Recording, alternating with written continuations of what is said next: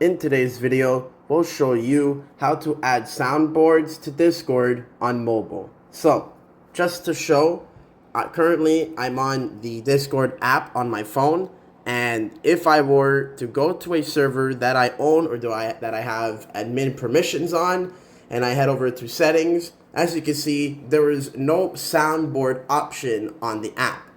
Now, to actually add soundboards using your phone, you'll need to search up discord.com on the browser of your choice.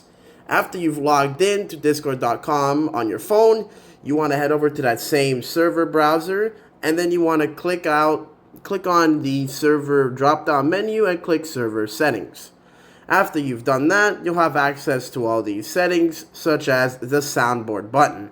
And then from here, you can just click upload sound and then choose a file of your choice, probably only MP3 files that will be accessible to add to this selection menu.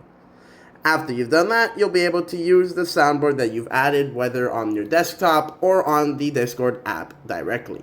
If this video helped you out, please make sure to like and subscribe for more videos like these. Goodbye.